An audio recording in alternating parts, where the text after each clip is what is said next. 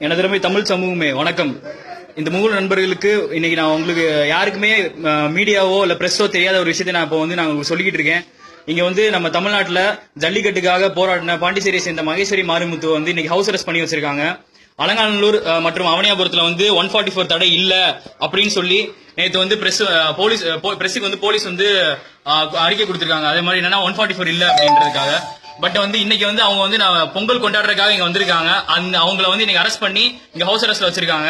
ஆனா தமிழ்நாட்டுல யாரையுமே அரெஸ்ட் பண்ணக்கூடாது அப்படின்ற ஒரு இதையும் மீறி அவங்க இன்னைக்கு அரெஸ்ட்ல இருக்காங்க.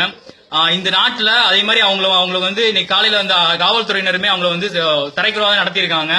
அவங்க ஒரு பெண்ணுக்கு எதிராக ஒரு பெண்ணை எப்படி நடத்தணும்ன்றது கூட தெரியாம அதை மதுரை மண்ணுல அவங்களுக்கு இப்படி ஒரு கேவலம் ஏற்பட்டிருக்கு. அதே மாதிரி அவங்கள நீங்க வெளியே போனீங்கன்னா உங்க மேல கேஸ் ஃபைல் பண்ணும் அப்படின்றத சொல்லி உள்ள இன்னும் மிரட்டி அரெஸ்ட் பண்ணி வச்சிருக்காங்க. ஒரு பெண்ணுக்கு இவ்வளவு நடந்திருக்கு, அதுவும் மதுரையில் நடந்துட்டு இருக்குன்றது நம்ம எல்லாரும் கேவலப்பட வேண்டிய ஒரு விஷயம். வீடு ஜல்லிக்கட்டுன்னு நேத்து முன்னாடி அவ்வளவு போராடினீங்க.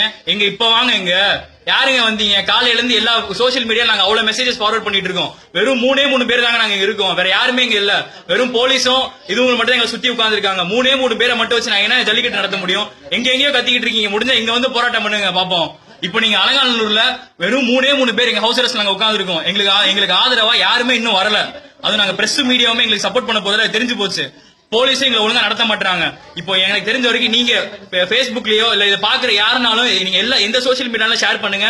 உங்களோட ஹெல்ப் எங்களுக்கு முக்கியமா தேவை. ஏன்னா இப்போ நீங்க இல்லைன்னா எங்களால எதுவும் பண்ண முடியாது, எங்களால இங்க இருந்து வெளியே வர முடியாது.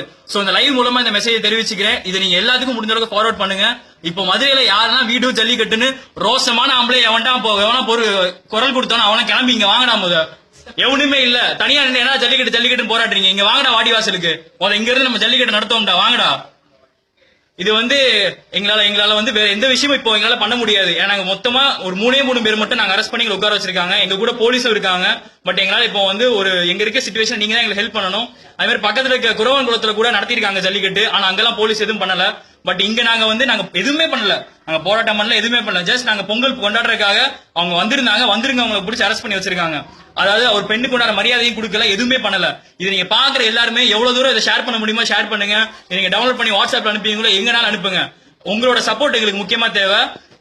தமிழ்ன்றனா எல்லா இடத்துலயும் அடிச்சாங்க, இப்ப தமிழ்நாட்டிலே அடிச்சுக்கிட்டு இருக்காங்க. இதுக்கு மேலே பொறுமையா இருந்தோம்னா நம்மள ஒரு மனுஷன் என்று சொல்றதுக்கு நமக்கு அருகதை கிடையாது. தமிழ் என்று சொல்லடா, தலை நிமிர்ந்து இல்லடா. எவனா இருந்தாலும் வீடு ஜல்லிக்கட்டு வாங்க அலங்காநல்லூருக்கு.